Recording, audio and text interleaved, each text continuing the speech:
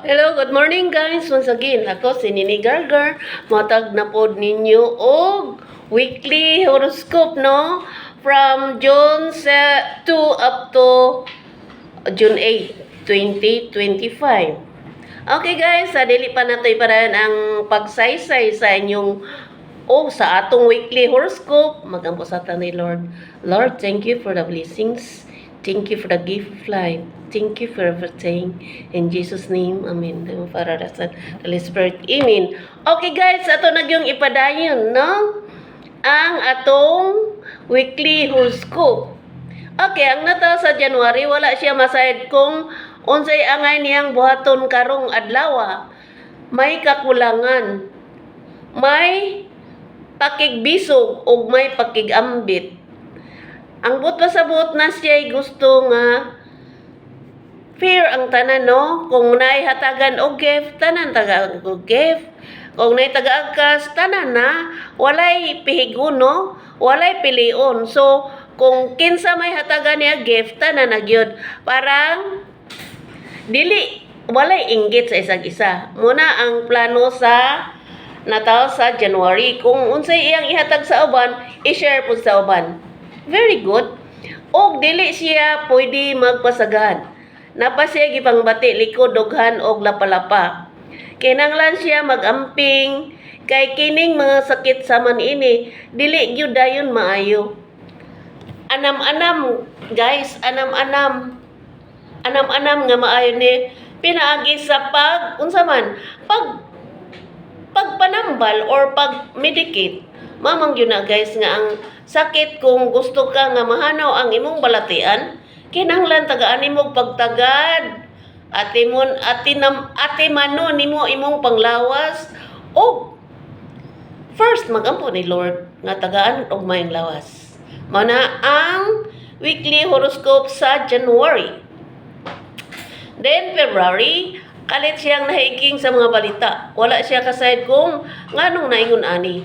Apan sa kalit na katugkad siya kung mudato ang February, malipay gyud ang tanan kay nay mga share. Apan sa kalit makugang pud siya sa mga bayranan. Nahinganghang siya nganong wala pa man gud moabot ang iyang grasya. Apan dili lang niya damhon nga moabot kini og may kadaugan nga balita alang sa pag-uswag og paglambo sa panginabuhi sa usag-usag. Din March mahimut-anon og mulipayon kaayo karong adlaw. Nasa plano sa pagpangatag sa uban niyang mga ginansya or mga iyang nakita nga angay ipanghatag. Og malipayon siya nga nagsudong sa mga katawhan nga ngadtungan malipayon og nagsudong sa palibot. Nindot ang iyang kinabuhi karon kay mura siya prinsesa.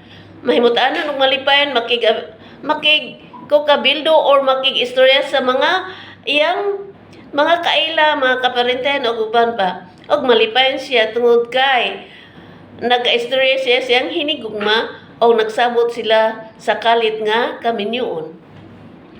Din ang April malipayon usab karong adlaw. Nasa plano sa paghimo og mga maayong buhat alang sa kauswagan o kahimot sa pamilya o sa tibok banay.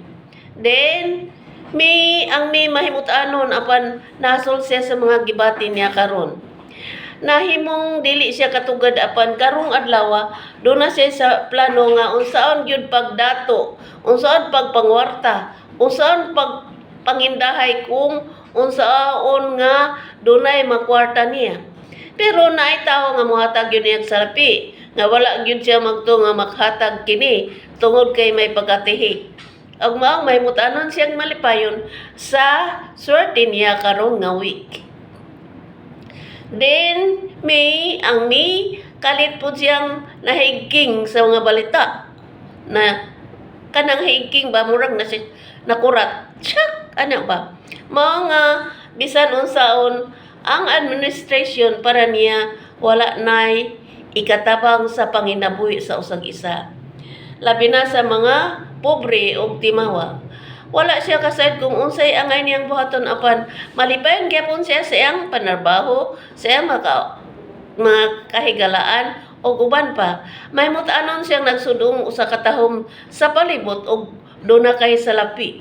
Apan karon nahasol siya kung unsaon paglawig kay gusto siyang naiadtuan og makapahimot kini niya pinaagi siyang panabang o pinaagi siya pag-uswag sa kalit nga wala gyud siya mangtuo nga muuswag pa siya.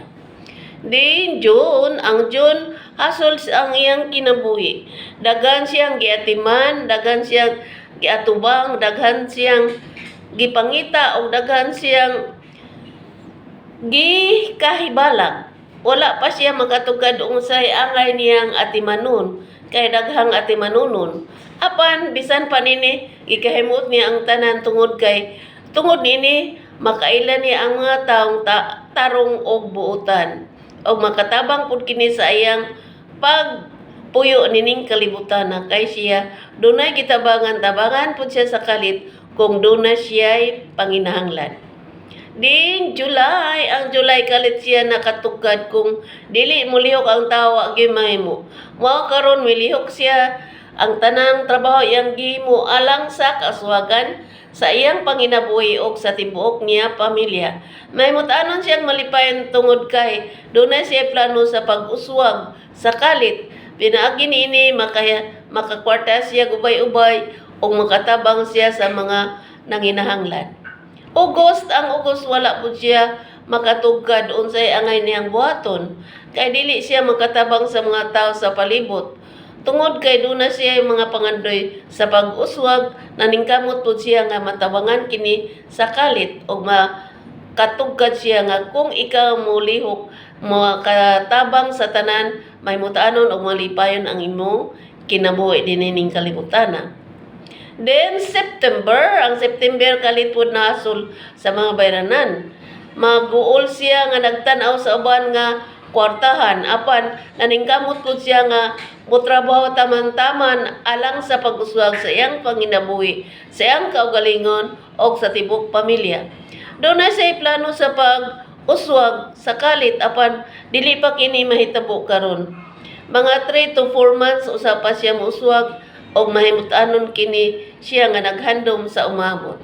O kalit siya nga balita nga nindot o ikalipay yun kini kaayo niya ug unsa kani abangan. Then October, malipay na ang October apan mahasol siya sa umaabot nga panahon. Dili siya gusto nga daghang mo samok niya tungod kay dili po siya gusto nga daghang yaw-yaw, daghang kuti-kuti uban pa. Apan ang iyang plano sa pag-uswag moabot ra gyud sa umabot pinagi siyang hugot nga pag-ampo. Din November may mutanan og malipayon kay sa mga balita. Atol dining bulana, dunay mga plano sa pag-uswag. Dunay mga balita nga nindot. May mutanon og malipayon siya karon kay ang mga balita nahimong tinuod og kini ikahasol po niya kung unsaon pag dumala niini. Nanginahanglan siya og tawo nga makatabang sa iyang pag-alagad o kini mao na gyud ang iyang plano sa pag-uswag sa kalit nga dunay daghang salapi sa umabot nga panahon gikan karon mga 2 to 3 weeks mahitabo na gyud nga dunay daghang salapi. Apan ang pinaka the best na madawat niya mao gyud ang month of September and October. Kini ang the best niya nga month karon nga year or karon nga week nga ipahinumdum niya sa umabot nga panahon. Then December, wala siya kasayt kung unsaon pagtratar ang mga tao. Apan tungod kay dili lagi siya gustong samok, may pasabot siya nga dunay himuon alang sa pag-uswag ug alang sa pangandam, alang sa umabot. Gusto siyang mag-travel matag karon og unya.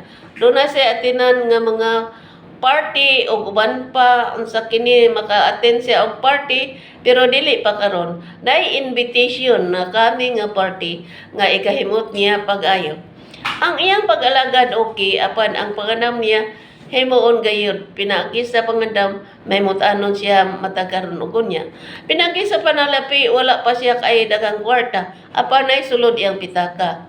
Mahimutanon siyang malipayon kung dunay moabot nga grasya o kini mahitabo gayud sa dili madugay. Karon nga year na ay moabot nga grasya nga wala niya dama og ubay-ubay kini abangan. Og karon guys, naumanag gyud ko sa akong task nga weekly horoscope no. Mao nga shout out to all of us in the Philippines and abroad. Og shout out sa Holy Child College sa Subutuan. Og kini sinini gargar mo ingon. Goodbye. I hate to see you go, but have a good time. So long I miss you there I know, but have a good time. Have a good time to all of us guys. God bless. Magandang buhay po. Mwah, mwah, mwah.